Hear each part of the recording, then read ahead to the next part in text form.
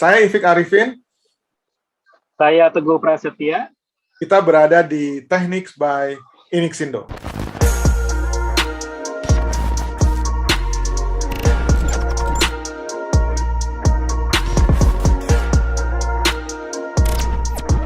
Pak Teguh, apa kabar? Baik, Pak Ifik.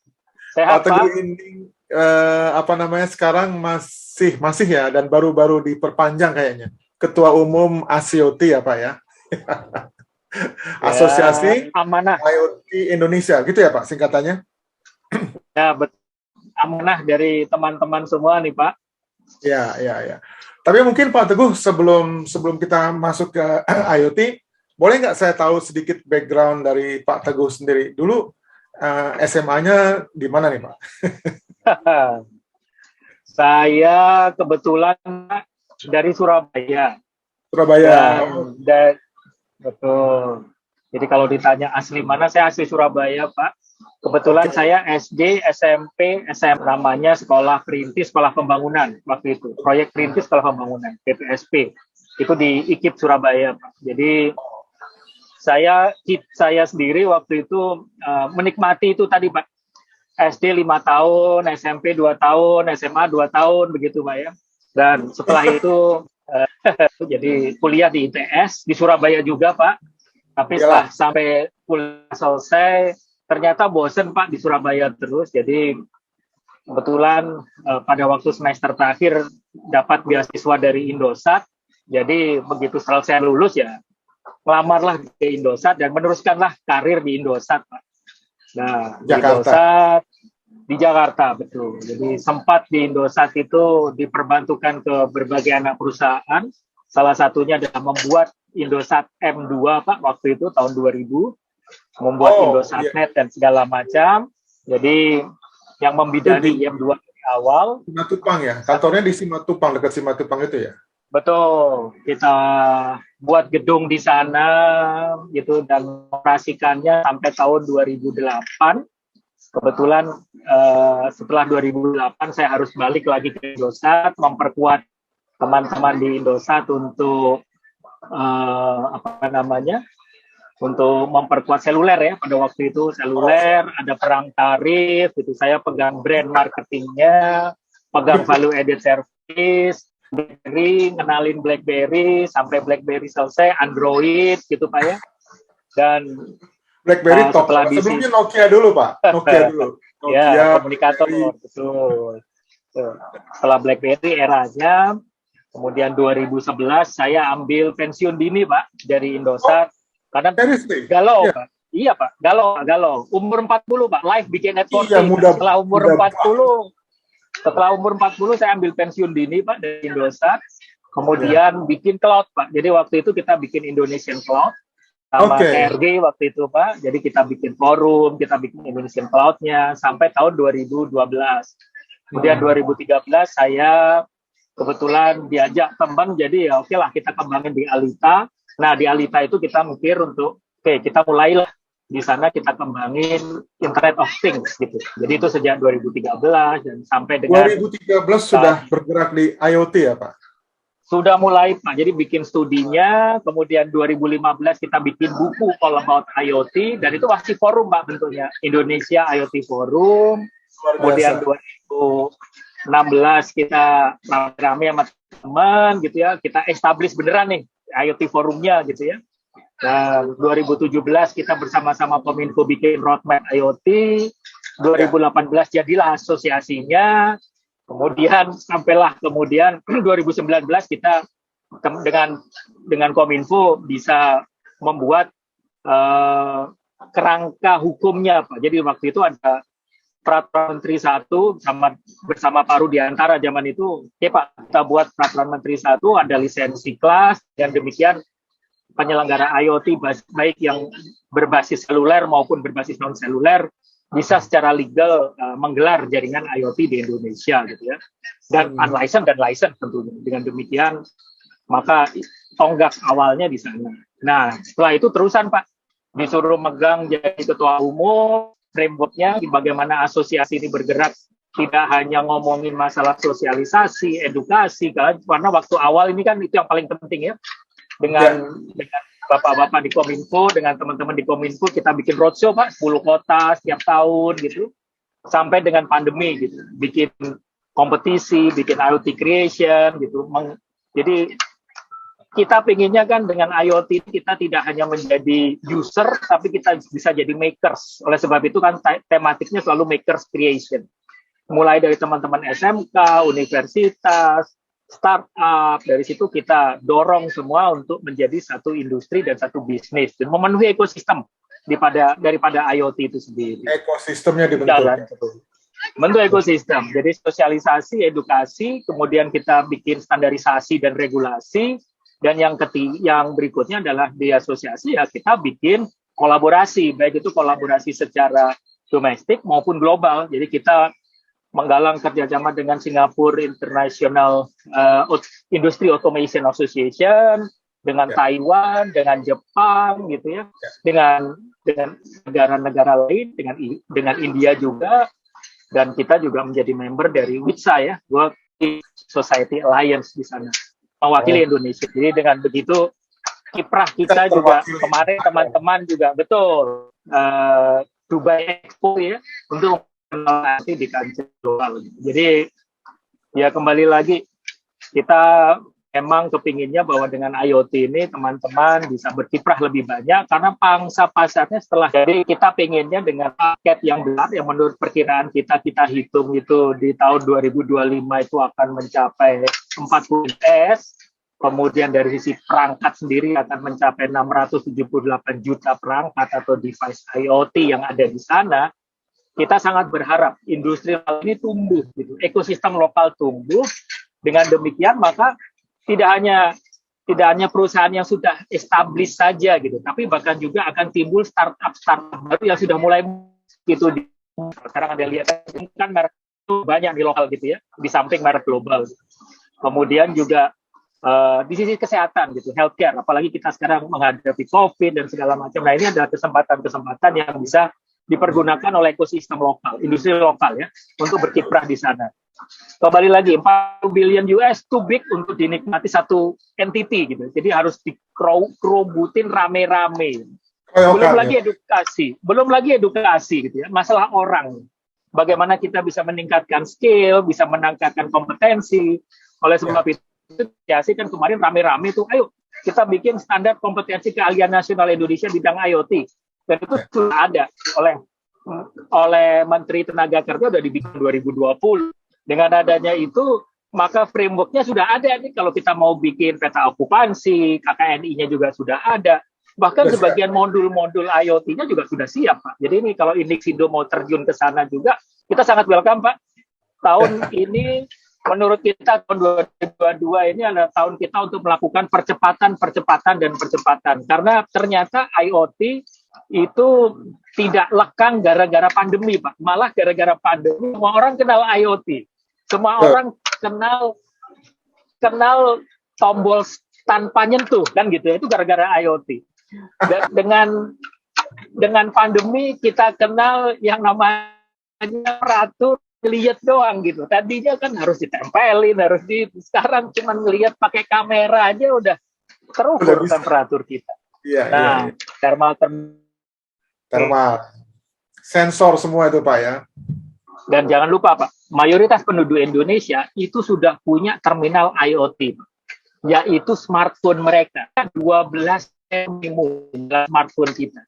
Dan itu jumlahnya seluruh Indonesia 150 juta. Jadi kalau bisa dibilang sebenarnya kurang apa gitu. Tinggal kurang ya udah semuanya aja.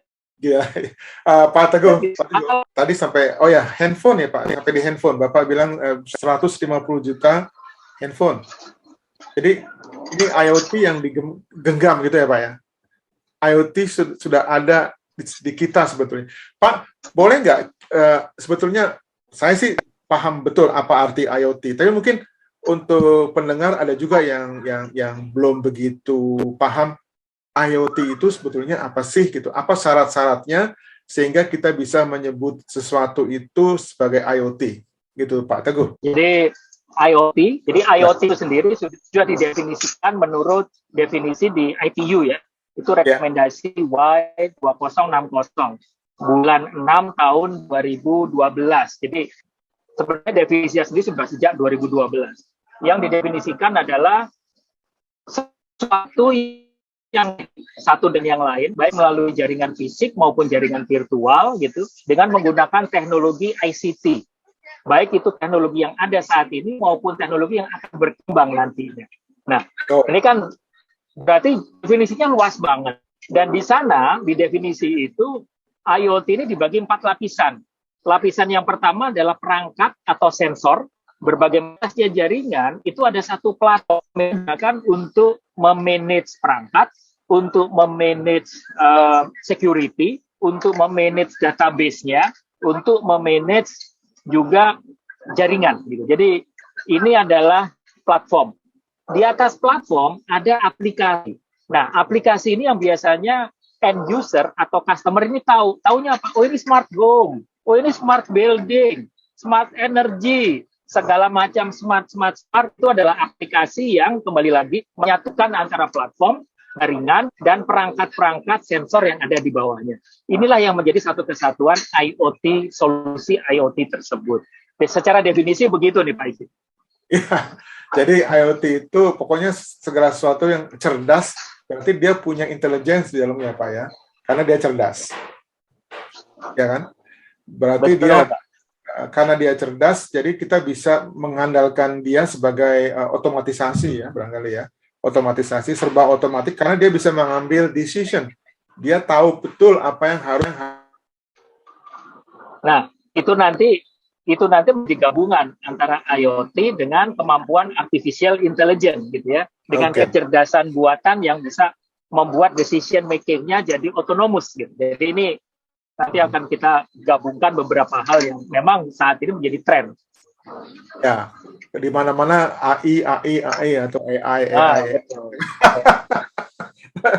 Saya lihat memang AI yang ada sekarang itu kan masih di sentral, Pak. Jadi kalau sensor-sensor itu mengirim data, diolah, kemudian diproses dengan algoritma seperti machine learning seperti itu ya. Tapi kan sekarang kecerdasannya itu ditaruh di ujung. Jadi pada saat dia mengirim data, datanya sudah bersih, gitu Pak ya. Sehingga akhirnya apa? Bandwidth-nya menjadi lebih cepat gitu ya. Mereka mengirim data, tidak usah mengirim semua data, tapi mengirim sebagian data yang sudah diproses melalui intelligence tadi. Gitu Pak ya? Kurang lebih ya. Betul. Ya. Jadi perkembangan yang ada sekarang yang namanya AI atau data processing itu yang tadinya sangat mengandalkan jaringan kita lebar ke cloud itu digeser ke ujung. Jadi dengan perkembangan teknologi yang ada ya, perkembangan daripada edge computing-nya sendiri. Kalau Anda lihat sekarang itu sekarang kemarin kita implementasikan untuk thermal terminal gitu ya. Thermal terminal yang di dalamnya sebenarnya sudah ada prosesornya, ada database, kemudian ada computing processing yang kuat. Dengan begitu maka di ujung saja mereka bisa merecognize lebih dari 50.000 orang gitu ya. Jadi punya database-nya ada di dalam situ. Jadi nggak perlu lagi dilempar analisisnya siapa dia, itu bisa dipakai juga untuk absensi atau untuk rekognisi bahwa ini orang yang terdaftar karyawan sini atau enggak gitu kan.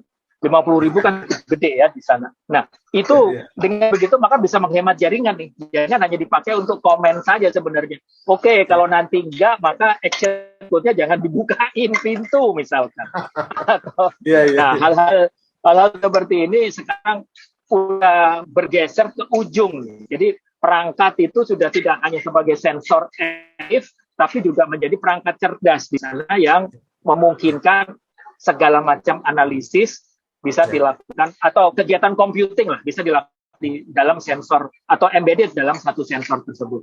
Ukurannya makin kecil Pak, apalagi tahun ini kita perkirakan dalam 3 tahun ke depan kan CPU aja akan menjadi di bawah 1 nanometer nih, gitu ya. Kalau udah di bawah 1 nano kan, waduh kecil banget. Gitu. Otomatis komponen-komponen yang lain akan semakin kecil. Ya. Tapi di full. Ya, di lain sisi juga, tapi harus low energy ya Pak, karena dia sensor itu ditaruh di luar, di mana gitu, yang energinya tentunya dari matahari atau dari mana saya nggak tahu. Harus pakai renewable energy, Mas. Renewable energy, setuju. Jadi kebetulan itu satu program studi baru ya, itu renewable energy. Sekarang di mana-mana di universitas sudah ada tuh Pak, prodi. Jadi hot topic, betul. Bisa nyambung sama IoT ya, berarti ya, nyambung ke kemana-mana, diintegritaskan dengan renewable energy, gitu ya. Kalau gitu, kondisi Indonesia sendiri bagaimana Pak? Apakah kita sudah siap menerima teknologi ini? Apakah kita masih tergantung kepada vendor-vendor asing? Gimana sih kondisinya? Apakah produksi dalam negeri juga sudah mulai? Sehingga kita tidak perlu khawatir gitu loh akan balancing dari dari import ekspor ini. Gimana tuh Pak? Sekarang ini kendala terbesar masih di komponen sebenarnya di situ. Kalau di atas layer komponen rasanya teman-teman sudah mulai buat. Bahkan kemarin saja di tahun 2021, satu perusahaan di Indonesia bersama-sama dengan asosiasi bikin modul modem untuk IoT berbasis LoRa gitu ya.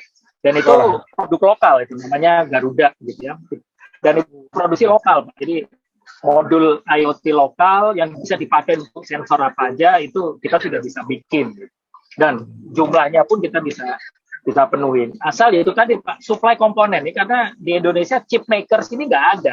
Jadi kita masih tergantung chip komponen ini impor gitu ya. Dari tangga sebelah ada, dari mana-mana ada. Ini yang memang kalau sekarang kan pemerintah kita dorong untuk ayo dong kembangin nih komponen pabrik komponen yang ada di lokal. Tapi kembali lagi dengan komitmen kan gitu ya. Oke, komitmennya ini akan pasar kita akan bisa mengabsorb berapa besar gitu. Tapi kajian kita udah keluar semua nih. Ada 678 juta sensor 2025. Nah, itu semua kalau tidak dipenuhi oleh produk lokal juga pastinya kita akan impor kan gitu ya komponen-komponen. Nah, kira-kira gitu Pak. Jadi ini kalau dari kita sih tentunya dengan kajian kita dengan ekosistem industri yang ada kita siap gitu ya. Tetapi kembali lagi masyarakat pun siap. Kalau Anda lihat ya, smart home contohnya satu contoh saja. Smart home 2019 itu ada 1,5 juta di Indonesia yang sudah mengimplementasikan. Pada waktu pandemi 2020 bukan turun, Pak, tapi naik menjadi 6,5 juta. Dan itu kalau Bapak lihat itu hasil surveinya si Hotsuit tuh gitu ya, Daily Social tuh ya. Tahun 2021 kemarin itu kita prediksikan akan naik menjadi 12 juta. Jadi akan ada 2 rumah yang udah smart. Kalau ditanya, itulah sebabnya banyak sekali brand-brand lokal yang terkait dengan smart home yang muncul, gitu ya, berdasarkan hal tersebut. Nah, karena apa? Demand. Semakin kita di rumah, semakin kita work from home, nah ternyata demand terhadap otomasi yang ada di rumah, gitu ya. Demand smart home ini tinggi, apalagi penetrasi internet sudah ada sampai ke ujung-ujung gitu ya, baik itu melalui jaringan mobile, jaringan fixed broadband dan lain sebagainya. Gitu Pak Itik. Jadi semuanya sudah siap sebetulnya ya. Kita lihat bahwa pandemi ini mengakselerasi teknologi, ya, penggunaan teknologi ya, baik di edukasi juga gitu kan, di edukasi karena pandemi ini setiap orang sekarang sudah bisa nge-zoom gitu ya. Setuju Pak. Bahkan di industri Pak sudah ada kajian bahwa industri apapun nih, manufaktur dan segala macam, mereka kalau implementasi IoT itu return on investment-nya paling panjang itu 2 tahun. Paling panjang ya. Ya, berarti ini perlu yang Pak Teguh bilang tadi, sosialisasi ke masyarakat. Dalam hal ini mungkin pemuda-pemuda yang masih sekolah yang berminat untuk membuat startup barangkali ya, startup company, ini golden opportunity ya Pak, gitu saat ini, gitu. Betul Pak. Bahkan ya. Silakan. Betul, Pak. Bahkan sekarang ya, kita ini ada tren baru yang kita sangat sangat menyambut positif gitu ya. Bahkan untuk mahasiswa-mahasiswa baru, Pak, yang baru masuk di universitas, itu ada kuliah tamunya pasti ngomongin IoT. Dan itu teman-teman dari semua asosiasi, dari anggota asosiasi, ya, baik itu pengurus maupun member, kalau ngomong, Pak, saya disuruh kuliah tamu di sini untuk IoT universitas ini, kuliah, dan lain sebagainya. Itu satu. Yang kedua, kita juga ikut berperan aktif, Pak, untuk menjadi advisory board dari universitas-universitas tersebut untuk merubah kurikulum atau memasukkan kurikulum IoT di sana, which is works gitu ya. Dan ini harapannya kan dalam 5 tahun ke depan tenaga-tenaga ahli IoT di Indonesia atau skillful person untuk IoT di Indonesia sudah mulai menjamur jumlahnya gitu ya, karena mereka sudah mendapatkan basis pengetahuan, basis literasi tentang IoT itu sendiri. Ya, ini kira-kira yang kita inginkan. Kemudian yang kedua, yang tidak kalah pentingnya adalah word of mouth, Pak. Jadi ini word of mouth ini kan penting ya di Indonesia ini. Ketok tular melalui sosial media gitu, bahwa saya udah pakai IoT, bahwa kalau saya sudah punya handphone itu 3/4 perjalanan menuju IoT solution provider itu sudah ada kan gitu ya, tinggal kemauannya mau bikin nggak kan gitu, atau mau pakai nggak, mau mengutilisasi nggak gitu. Bahkan kalau Anda lihat misalkan di Jepang gitu ya, yang paling gampang aja mereka untuk sensor gempa di setiap gedung itu paling gampang pakai smartphone gitu ya, karena di smartphone ada sensor getarnya, ada sensor ketinggiannya, ada sensor, ya tinggal bikin aplikasi aja di atasnya, which is aplikasinya juga kalau melihat di GitHub juga ada yang free gitu ya, gampang, yang freeware, bisa dipakai, bisa diimplementasikan. Itu kan solusi-solusi IoT yang sederhana, murah gitu, tetapi sangat fungsional kepada society kita. Gitu. Sangat bermanfaat, ya. Saya pikir juga demikian, Pak. Apalagi apa namanya, untuk kesehatan, untuk keselamatan gitu ya, kayak Pak Teguh bilang tadi. Sebenarnya banyak sekali ide-ide yang bisa direalisasikan dengan IoT ini gitu. Dan itu hanya bisa terjadi kalau mereka atau yang muda-muda ini sudah mendapatkan feel. Oh ini IoT, oh ini aplikasinya bisa ini, oh dia bisa bikin hidroponik, oh dia bisa aktif di peternakan, dia bisa memonitor sapi ada di mana, seperti Pak Ardi ya, Pak. Ya, Pak Andri. Ya, Pak Andriadi. Jadi kayak begitu-begitu kita baru terbuka setelah kita melihat contoh-contoh yang ada dan kemudian timbul ide-ide baru barangkali gitu ya. Ini yang mesti ditularkan yang Bapak bilang tadi. Saya setuju banget tuh untuk mensosialisasikan aplikasi dulu ya. Kita mungkin harus mulai dari aplikasi, kemudian untuk membuat aplikasi ini baru kita turun ke bawah gitu ya. Apa yang dibutuhkan untuk membuat aplikasi ini gitu. Akhirnya sampai ke sensor gitu ya. Nah, tapi Pak Teguh, ada satu kendala yang saya lihat di dunia pendidikan yang terkait IoT ini. Kendalanya adalah hardware. Gitu ya. Jadi kebanyakan dari yang saya lihat, jadi saya nggak tahu yang lain ya, yang pernah saya lihat, pelatihan IoT itu masih terbatas konsep, Pak. Konsep, gitu. Jadi konsep tersambung ke internet ya, kita bisa punya WiFi, kita bisa punya cloud, IoT cloud, tapi semuanya itu baru konsep, nggak prakteknya itu jarang, Pak, jarang yang ada. Mungkin karena peralatannya tidak common atau sebetulnya murah ya. Kalau saya lihat kayak ESP2 itu murah ya, tapi feel-nya ini mungkin nggak ada karena mungkin dosen-dosen masih sibuk atau gimana tuh Pak Teguh? Mungkin Pak Teguh jauh lebih mengetahui tentang hal ini.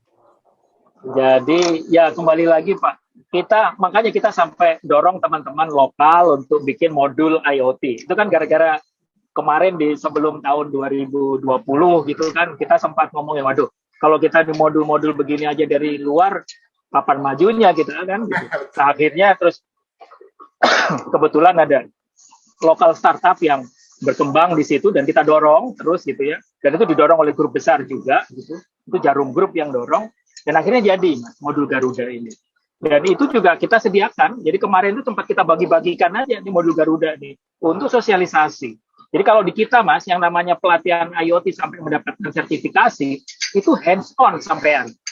Jadi kita kasih modulnya, mereka ngerakit. Jadi karena kebanyakan skill daripada literasi daripada teman-teman mahasiswa gitu ya, ataupun yang sudah tahu, wah saya jago programmer kok, gitu ya. Itu aplikasi. Tapi begitu kita turunkan, mereka perlu belajar untuk bisa membuat dan merangkai. Mau pakai ESP32 boleh, macam-macam lah gitu ya. Itu dengan adanya itu, maka mereka bisa menjadi problem solver di daerahnya. Mereka punya masalah, misalkan kemarin yang menang di IoT Creation 2021 itu dari Lombok, Mas.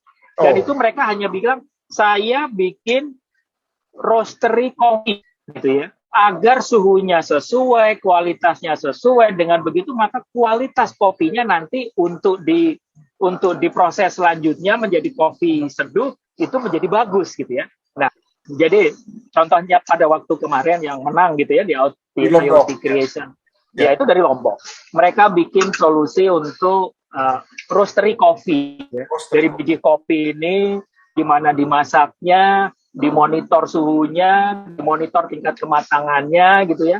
Dari situ di green gitu ya untuk menghasilkan kopi yang bisa diseduh dengan kualitas yang setara kualitas internasional gitu ya. Kalau selama ini kan dikira-kira aja nih gitu. Kira-kira kalau masaknya pakai feeling. Nah ini semua pakai sensor, pakai teknologi, pakai IoT, pakai perangkat-perangkat tadi. Nah itu bisa dilakukan Pak dengan mudah gitu. Dan dengan begitu maka marketnya itu ternyata yaitu tadi ada yang coffee shop kecil, sedang, besar.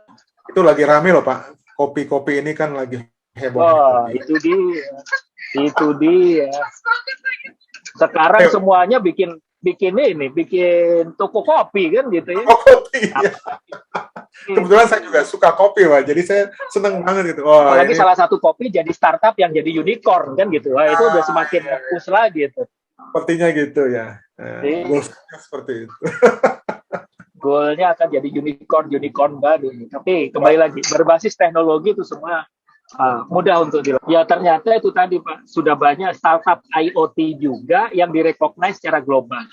Contoh Easery, Bobobox, siapa lagi itu? Banyak lagi lah teman-teman startup IoT yang bahkan itu tadi, bahkan tidak hanya secara global gitu ya, bahkan kita juga mendapat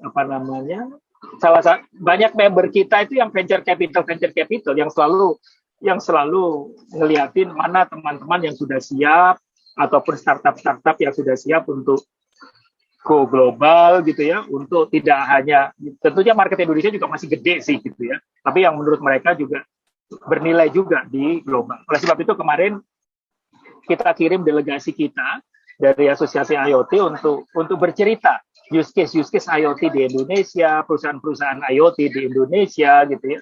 Mulai dari perminyakan sampai ke peralatan rumah tangga gitu yang mengkontribusi selama ini perkembangan IoT di tanah air. Itu pada waktu Dubai Expo yang akhir tahun sampai dengan awal tahun kemarin di sana.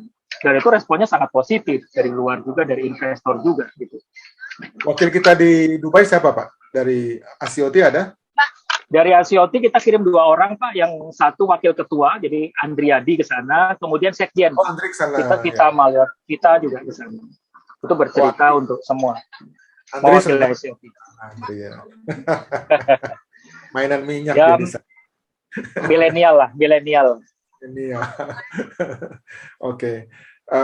Nah, untuk selanjutnya gimana nih Pak Teguh? Kita mau menyiapkan, sekarang kan ada program dari Diknas tentang magang, tentang studi independen gitu ya, yang jumlahnya juga besar-besaran sepertinya gitu. Apakah IoT juga sudah ikut di dalamnya Pak Teguh? Pasti Mas, jadi yang kemarin di akhir tahun itu kita sempat membuat bersama-sama dengan BRIN, bersama-sama dengan Kemenperin, gitu, dengan ekosistem, itu kita bikin virtual Technopark. Nah, virtual Technopark ini kita maksudkan sebagai ajang atau tempat untuk itu tadi Pak, mulai dari ide sampai produksi. Jadi hilirisasi, jadi mempercepat. Kalau sekarang ini kan kemarin keluhannya contohnya ini R&D berhenti di universitas, nggak bisa dikomersialisasi. Kemudian industri mintanya begini, ternyata dari R&D-nya beda kan gitu. Jadi ini untuk tentunya tahun 2022 ini kita terus melakukan 3 hal tadi, sosialisasi edukasi buat asosiasi ya. Kemudian yang kedua kita bikin standarisasi dan regulasi. By the way, kita SNI IoT kita sudah membuat 6 IoT SNI saat ini. Jadi ada 6 yang sudah ditanda tangan, sudah keluar sejak tahun 2021 kemarin. 2022 oleh BNSP, Pak? BNSP? Ya, oleh Badan Standarisasi. Oke, BNSP. Ya, SNI menjadi standar nasional Indonesia IoT, mulai dari framework-nya, vocabulary-nya, use case-nya, gitu ya. Ada 6 SNI IoT di sana. Tahun ini akan ada 3 lagi SNI IoT, gitu ya. Termasuk meter gas, Pak. Jadi meter gas itu untuk IoT sudah ada SNI-nya. Jadi kalau mau bikin meter gas, ya tinggal refer aja ke SNI tersebut. Tentunya kita juga nggak ngawur, Pak, bikin SNI, kita nge-refer juga ke standarisasi global, yaitu ISO IC yang terkait dengan hal tersebut. Gitu ya. Itu yang kita lakukan. Dan itu standarisasi regulasi kita terus untuk dukung gitu dan enhance.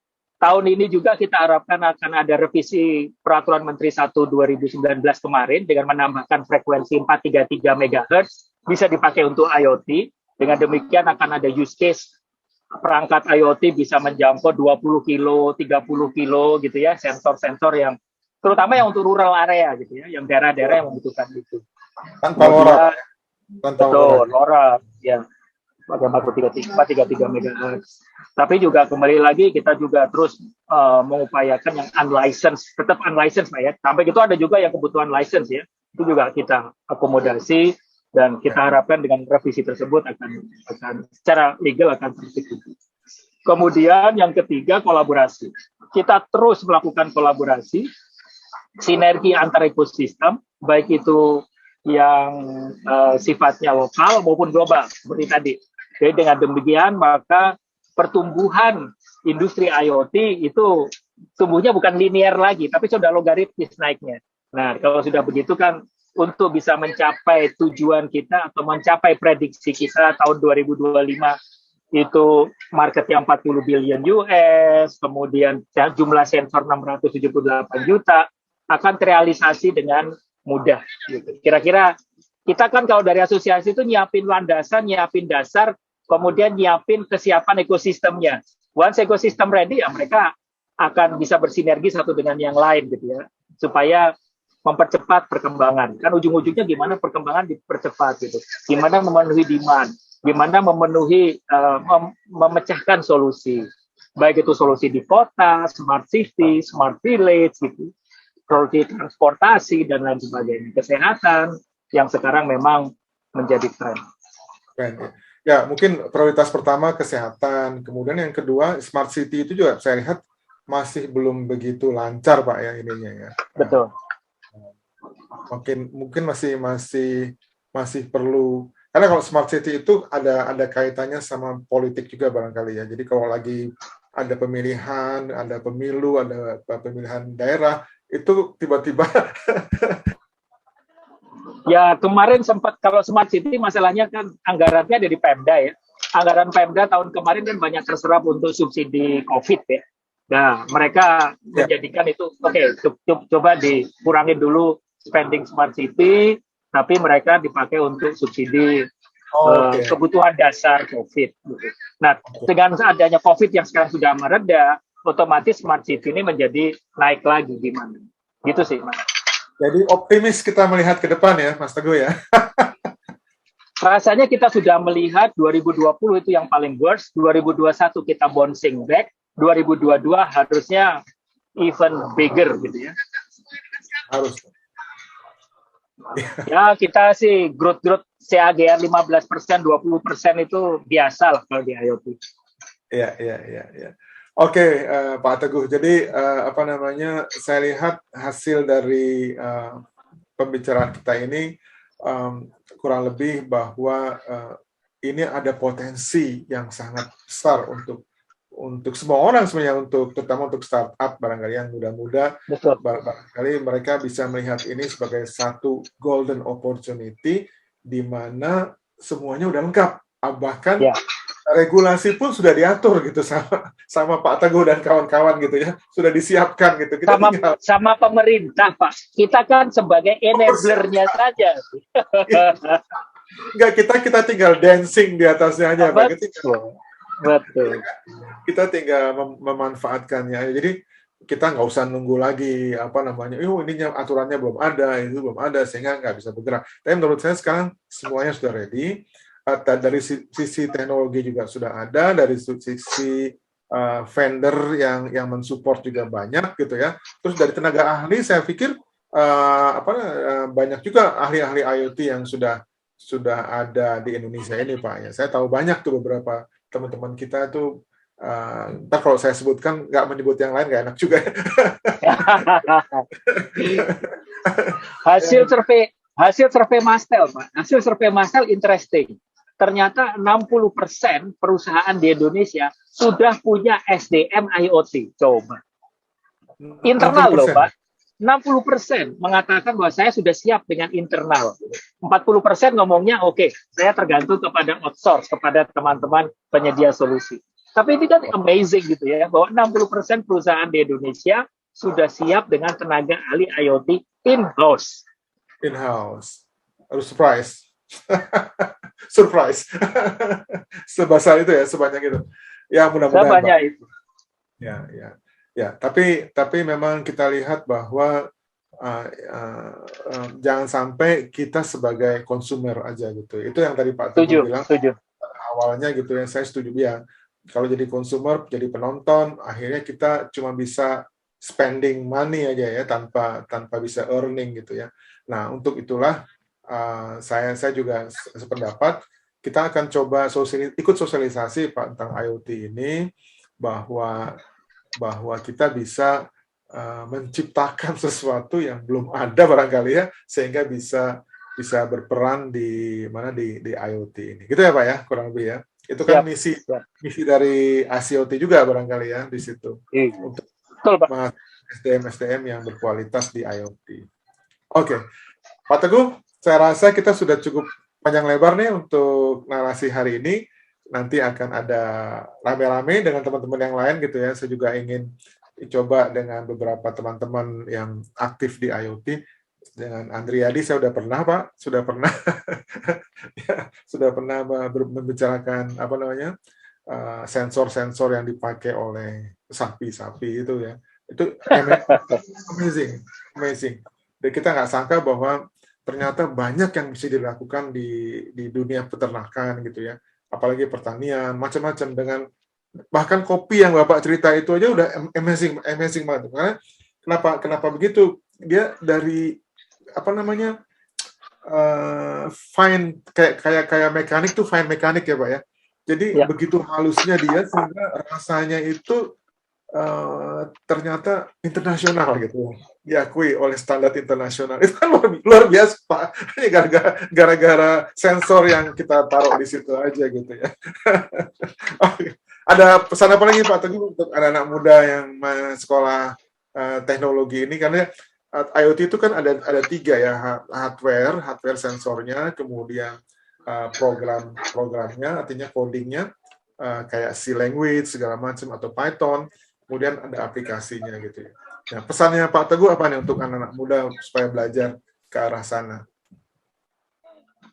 Ya, jangan ragu untuk menjadi problem solver. Jadi kuncinya di sana sebenarnya. IoT itu adalah solusi, jadi jangan melihat IoT sebagai teknologi, tetapi sebagai solusi untuk memecahkan permasalahan sehari-hari yang ada di sekitar kita. Kalau kita jeli itu bisa kita lakukan. Contohnya kopi tadi kan, sebenarnya cukup sederhana. Setahun sebelumnya, Makers Creation yang menang di kala pandemi, Pak. Coba bayangin. Robot UV musola, Pak. Jumlah musola di Indonesia berapa banyak? Mereka bikin robot UV yang jalan sendiri nih. Selesai sholat, mereka ngelilingin musola sendiri, mensterilkan. Karena itu gara-gara pandemi. Gitu. Jadi ini kan memecahkan masalah. Teknologi itu hanya sebagai tools yang bisa menjadikan kita menjadi problem solver gitu ya. Nah, ini yang harus kita cermati. Jangan berpikir teknologi itu momok, menakutkan. Jadikan teknologi itu kawan kita yang harus kita gauli, yang harus kita kenali, yang harus kita pahami untuk bisa membantu kita menyelesaikan permasalahan yang ada di depan kita. Simple sebenarnya, itu aja sih. Terima kasih. Makasih banyak Pak Teguh. Sampai ketemu lagi. Nanti kita kasih salam kompeten Pak. Kayak biasanya salam kompeten.